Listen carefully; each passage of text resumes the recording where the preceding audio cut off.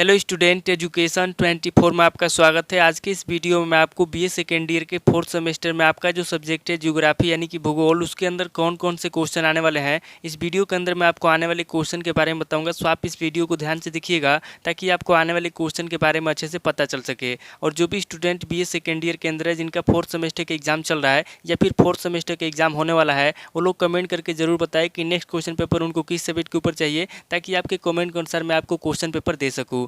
तो आइए बिना किसी देरी के हम लोग शुरू करते हैं और ज्योग्राफी के अंदर जो भी क्वेश्चन आने वाले हैं उन आने वाले क्वेश्चन के बारे में जानते हैं।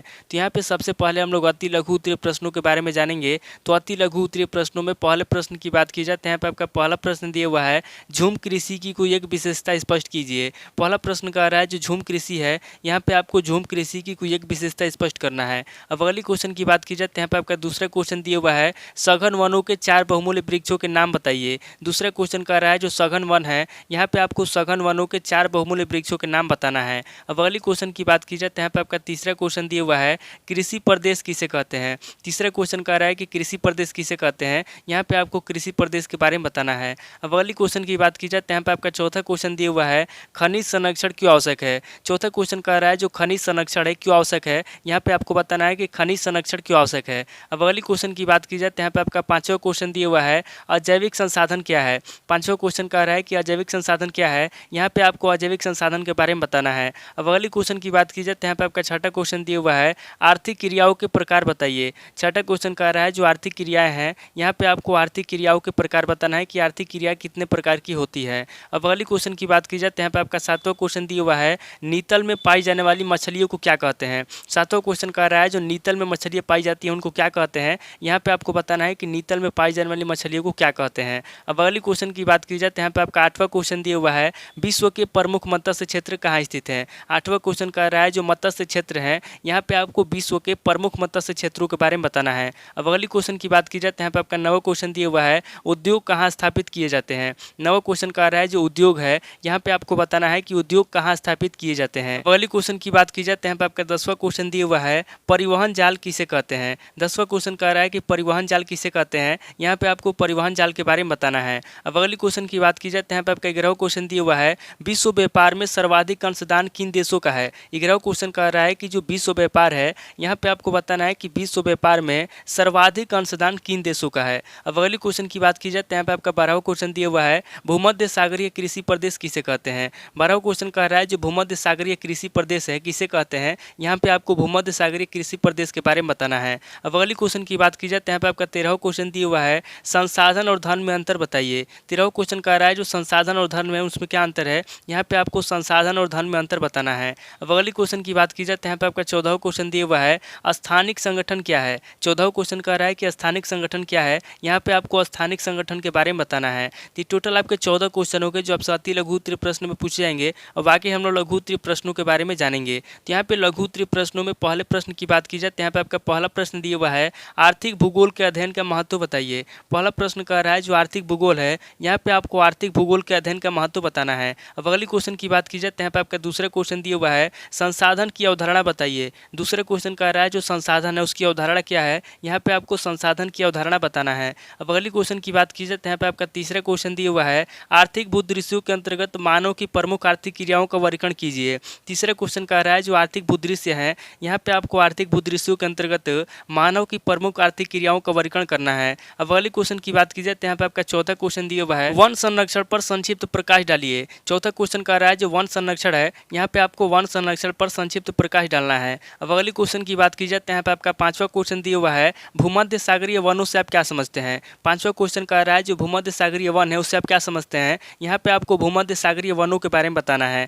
अब अगली क्वेश्चन की बात की जाए तो यहाँ पे आपका छठा क्वेश्चन दिया हुआ है, भूमि संसाधन उपयोग के महत्वपूर्ण पक्ष बताइए। छठा क्वेश्चन कह रहा है जो भूमि संसाधन है, यहाँ पे आपको भूमि संसाधन उपयोग के महत्वपूर्ण पक्ष बताना है। अब अगली क्वेश्चन की बात की जाए तो यहाँ पे आपका सातवां क्वेश्चन दिया हुआ है, जापान के मछली उद्योगों पर प्रकाश डालिए। सातवां क्वेश्चन कह रहा है जो जापान के मछली उद्योग है, यहाँ पे आपको जापान के मछली उद्योगों पर प्रकाश डालना है। अब अगली क्वेश्चन की बात की जाए तो यहाँ पे आपका आठवां क्वेश्चन दिया हुआ है, मैग्नीज धातु का महत्व निर्धारित कीजिए। आठवां क्वेश्चन कह रहा है जो मैग्नीज धातु है उसका क्या महत्व है, यहाँ पे आपको मैग्नीज धातु का महत्व निर्धारित करना है। अब अगली क्वेश्चन की बात की जाए तो यहाँ पे आपका नवा क्वेश्चन दिया हुआ है, भारत का बॉक्साइट उत्पादन में महत्व निरूपित कीजिए। नवा क्वेश्चन कह रहा है जो भारत है, यहाँ पे आपको भारत धातु का बॉक्साइट उत्पादन में महत्व निरूपित करना है। अब अगली क्वेश्चन की बात की जाए तो यहाँ पे आपका 10वां क्वेश्चन दिया हुआ है, कृषि भूमि उपयोग की अवस्थाएं बतलाइए। 10वां क्वेश्चन कह रहा है जो कृषि भूमि उपयोग है, यहाँ पे आपको कृषि भूमि उपयोग की अवस्था बताना है। अब अगली क्वेश्चन की बात की जाए तो यहाँ पे आपका 11वां क्वेश्चन दिया हुआ है, विश्व में लौह इस्पात उद्योग का वितरण एवं उत्पादन बताइए।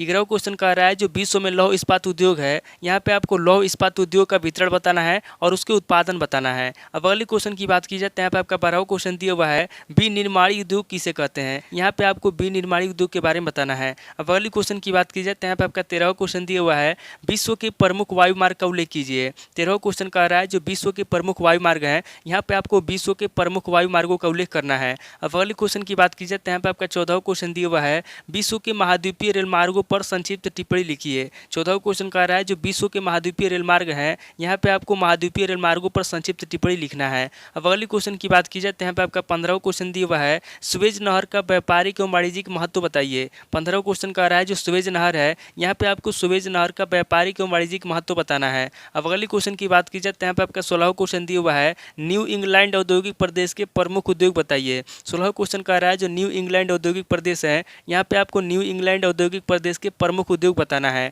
अब अगली क्वेश्चन की बात की जाए तो यहाँ पे आपका 17वां क्वेश्चन दिया हुआ है, अंतर्राष्ट्रीय व्यापार का महत्व बताइए। 17वां क्वेश्चन कह रहा है जो अंतर्राष्ट्रीय व्यापार है उसका क्या महत्व है, यहाँ पे आपको अंतर्राष्ट्रीय व्यापार का महत्व बताना है। अब अगली क्वेश्चन की बात की जाए तो यहाँ पे आपका 18वां क्वेश्चन दिया हुआ है, यूरोपीय साझा व्यापार EEC अथवा ECM का परिचय दीजिए। 18वां क्वेश्चन कह रहा है जो EEC अथवा ECM है, यहाँ पे आपको यूरोपीय साझा व्यापार यानी कि EEC अथवा ECM का परिचय देना है। तो टोटल आपके 18 क्वेश्चन हो गए जो आपसे लघु उत्तरीय प्रश्न में पूछे जाएंगे। अब आगे हम लोग दीर्घ उत्तरीय प्रश्नों के बारे में जानेंगे। तो यहाँ पे दीर्घ उत्तरीय प्रश्नों में पहले प्रश्न की बात की जाए तो यहाँ पे आपका पहला प्रश्न दिया हुआ है, आर्थिक भूगोल के अर्थ एवं उपागम की विवेचना कीजिए। पहला प्रश्न कह रहा है जो आर्थिक भूगोल है, यहाँ पे आपको सबसे पहले आर्थिक भूगोल का अर्थ बताना है, उसके बाद आगे आपको आर्थिक भूगोल के उपागम की विवेचना करना है। अब अगले क्वेश्चन की बात की जाए तो यहाँ पे आपका दूसरा क्वेश्चन दिया हुआ है, संसाधन की संकल्पना प्रस्तुत कीजिए। दूसरा क्वेश्चन कह रहा है जो संसाधन की संकल्पना है, यहाँ पे आपको संसाधन की संकल्पना प्रस्तुत करना है। अब अगले क्वेश्चन की बात की जाए तो यहाँ पे आपका तीसरा क्वेश्चन दिया हुआ है, विश्व में मैग्नीज के उत्पादन एवं वितरण का वर्णन कीजिए। तीसरा क्वेश्चन कह रहा है जो मैग्नीज है, यहाँ पे आपको विश्व में मैग्नीज के उत्पादन के बारे में बताना है और उसके वितरण का वर्णन करना है। अब अगले क्वेश्चन की बात की जाए तो यहाँ पे आपका चौथा क्वेश्चन दिया हुआ है, कृषि को वर्गीकृत करने के आधारों को स्पष्ट करते हुए विश्व में कृषि प्रकारों का वर्णन कीजिए। चौथा क्वेश्चन कह रहा है जो कृषि है, यहाँ पे आपको सबसे पहले कृषि को वर्गीकृत करने के आधारों को स्पष्ट करना है, उसके बाद आगे आपको विश्व में कृषि प्रकारों का वर्णन करना है। अब अगले क्वेश्चन की बात की जाए तो यहाँ पे आपका पांचवा क्वेश्चन दिया हुआ है, वान थ्यूनेन के कृषि भूमि उपयोग की अवस्थिति के सिद्धांत की विवेचना कीजिए। पांचवा क्वेश्चन कह रहा है जो वान थ्यूनेन है, यहाँ पे आपको वान थ्यूनेन के कृषि भूमि उपयोग की अवस्थिति के बारे में बताना है और उसके सिद्धांत की विवेचना करना है। अब अगले क्वेश्चन की बात की जाए तो यहाँ पे आपका छठा क्वेश्चन दिया हुआ है, विश्व के सूती वस्त्र उद्योग के वितरण को स्पष्ट कीजिए तथा इनके स्थानीयकरण के कारकों का विवरण दीजिए। छठा क्वेश्चन कह रहा है जो सूती वस्त्र उद्योग है, यहाँ पे आपको विश्व के सूती वस्त्र उद्योग के वितरण को स्पष्ट करना है, उसके बाद आगे आपको इनके स्थानीयकरण के कारकों का विवरण देना है। अब अगले क्वेश्चन की बात की जाए तो यहाँ पे आपका सातवां क्वेश्चन दिया हुआ है, विश्व में रेल परिवहन की मुख्य विशेषताओं का संक्षिप्त विवरण प्रस्तुत कीजिए। सातवां क्वेश्चन कह रहा है जो रेल परिवहन है, यहाँ पे आपको विश्व में रेल परिवहन की मुख्य विशेषताओं के बारे में बताना है और उनका संक्षिप्त विवरण प्रस्तुत करना है। अब अगली क्वेश्चन की बात की जाए तो यहाँ पे आपका आठवां क्वेश्चन दिया हुआ है, जलमार्ग के अंतर्गत पनामा नहर के द्वारा व्यापार तथा उसके महत्व का वर्णन कीजिए। आठवां क्वेश्चन कह रहा है जो जलमार्ग है, यहाँ पे आपको जलमार्ग के अंतर्गत पनामा नहर के द्वारा व्यापार तथा उसके महत्व के बारे में बताना है। अब अगली क्वेश्चन की बात की जाए तो यहाँ पे आपका नवा क्वेश्चन दिया हुआ है, अंतर्राष्ट्रीय व्यापार क्या है, इसके लिए अपेक्षित तत्व कौन कौन से हैं, विस्तार से वर्णन कीजिए।